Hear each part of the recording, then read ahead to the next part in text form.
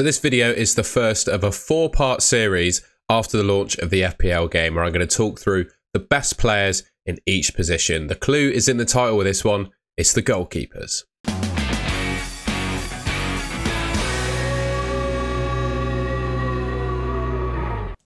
Alright, so the way I thought I'd structure this video, I'll go through each price point. For the goalkeepers, we got 5.5 million, 5 million, 4.5 million and 4 million. Nice and easy. I'm going to talk through who I think the best players are for statistically. I mean, we're going to look through all the stats for all the goalkeepers in all the positions. And then I'm also going to provide my opinion on who I think not only the best goalkeepers at each price point, but also just the best goalkeepers in general. So 5.5 million first up, then the most expensive price category. And we've got 4. David Raya of Arsenal, Alisson, Ederson and Ortega. Now, first up, I just want to say I think FPL have absolutely nailed Ortega's price. I was a little bit, well, I guess hopeful in a way from a selfish perspective, but ultimately it probably would have broken the game. If Ederson is off to Saudi Arabia and they mispriced Ortega, I think FPL were making a big mistake, because pretty much everyone would have Ortega mispriced in their team if he were off. But both guys are 5.5 million. It does look like Ederson, he's not gone yet. I guess you have to safely assume that he is, you know, the first choice Man City goalkeeper. And looking at the stats, I would say Ederson seems to accumulate less expected goals conceded per 90 in total, but Ortega makes more saves. So ultimately, I don't think there's a whole lot between the two Man City goalkeepers, right? Alisson, 8 clean sheets across the season, 2.96 saves per 90. And then you've got David Raya, who, well, has made the fewest saves per 90 of any player on this list, but he also has the fewest expected goals conceded per 90 and, in general, the fewest goals conceded, right? So Raya, I would say, in my opinion, is the top 5.5 million goalkeeper, you know. Yes, he doesn't necessarily make all the saves, particularly the kind of numbers of saves that Alisson is making, but that Arsenal defence in front of him, obviously he's a part of that, is just so strong. I think that makes him the standout 5.5. Alright, next up we've got the 5 million goalkeepers. A few more options at this price point. Pickford, Onana, Pope, Vicario, Leno and Martinez of Aston Villa. Now, Nick Pope, interesting one. I think he's probably going to be the first choice Newcastle goalkeeper. Obviously, he was injured for quite a lot of last season. Only managed, you can see there, 15 starts. And I have seen that Newcastle are sort of in the market for a new goalkeeper. So I'd have a little question mark as to whether he's going to be first choice. But looking at the stats, of all of the 5 million goalkeepers, he's got the fewest expected goals conceded per 90. And saves-wise, probably, well, one of the fewest on the screen, but not too bad. Basically getting saves points every time he steps out onto a football pitch.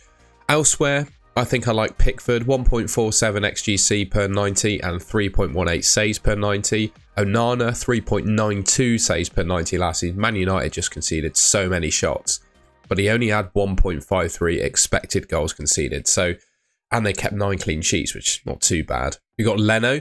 I didn't actually believe that Fulham kept that many clean sheets last season, but they managed 10. Now, obviously, Tosin Adarabioyo. Oh, I don't know how to pronounce his name. You know I'm talking about Tosin, who's just signed for Chelsea. I think he was a really key factor of that Fulham defence. With him leaving, will they keep 10 clean sheets this season? I'm not too sure. Then we got Martinez, arguably, you know, one of the best goalkeepers on the planet. Villa in the Champions League this season.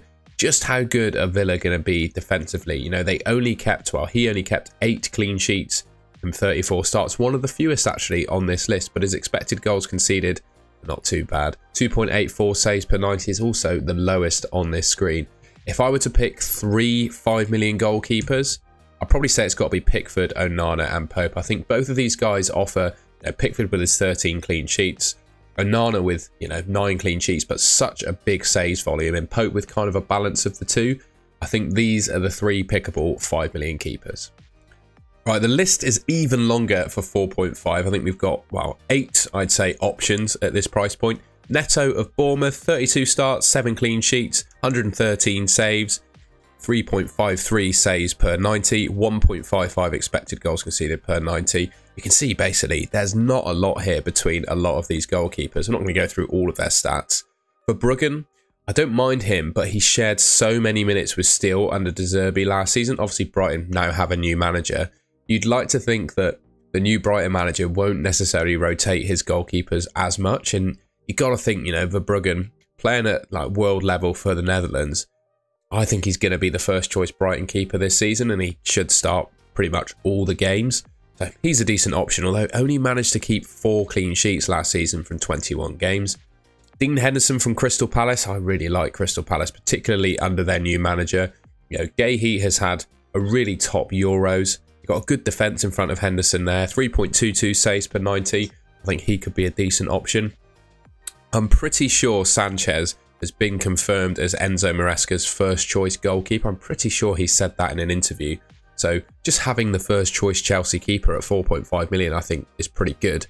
16 starts, only 3 clean sheets, but we all know kind of the turmoil that Chelsea went through at the start of last season, right? So I'm kind of taking those stats with a pinch of salt.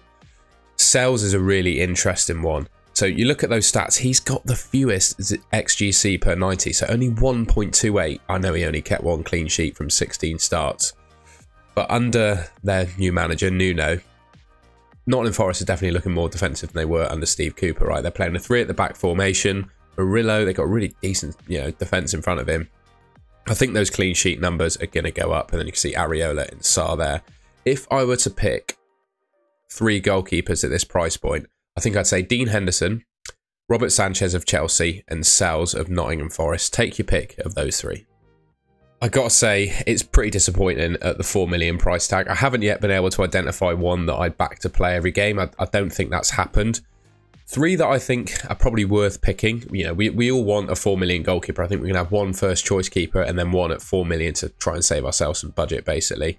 You've got Bentley, Turner and Fabianski as the 3 that actually got some minutes last season. Obviously, Turner started the season last year for Nottingham Forest, but got displaced by Sale, so he's now back up. But he did play 17 Premier League games. The stats, they're not all that impressive, right? Only 2 clean sheets.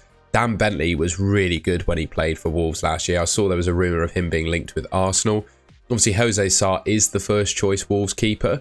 But I'm pretty sure Gary O'Neill left Sarr out for Bentley in some games. And looking at those stats, 2 clean sheets from 3 starts, for example, it's really, really decent. And obviously, Fabianski's been phased out now by Areola. But if he got an injury, you know that Fabianski's going to be that first choice West Ham keeper. He made 7 starts last season. Unfortunately, only kept 1 clean sheet. I guess ultimately, the summary of these sort of 4 million keepers is that there isn't a surefire starter, but these are probably the 3 best alternatives. All right, and with all that in mind, in terms of picking a goalkeeper in FPL, I don't want to just say there's one that you should absolutely pick. I thought I'd pick my highlights at each kind of price point. Obviously, none of us are going to pick a 4 million goalkeeper to start, right? I don't think. You can't even guarantee one of them to play every game. The way I'd kind of pick my FPL goalkeeper is I'd almost pick the rest of my team and see what money I've got left to be able to afford one. So if you've got 5.5 million, I think Raya is your best bet. At 5 million, ultimately, I don't think there's a whole lot between Pickford, Onana and Pope. I'd probably question whether Everton can quite keep 13 clean sheets again next season. Onana, he's probably going to have Lenny Yoro, potentially Matthias de Ligt and Martinez in front of him as well. And potentially a centre defensive midfielder if they do the good business in the transfer market that we're seeing them linked to. If that happens, I think Onana could be a really nice keeper at 5 million. And providing he stays first choice, I also think Pope could do a good job at 5. So I'd probably say, you know, take your pick between Onana and Pope. Wait and see on who Man United sign though. And at 4 million, it's really close between these 3 for me. I know Sel's only kept 1 clean sheet from his 16 starts. But those expected goals conceded per 90 stats, should I say, you know, they're better than a lot of these 5 million goalkeepers. It's just this weird stat that Forest managed to produce last season. So I do expect those clean sheet numbers to go up this season. And then obviously Sanchez and Henderson, to be honest, all 3 of these 4.5 million keepers are very solid picks in my opinion and do just fine, whoever you pick.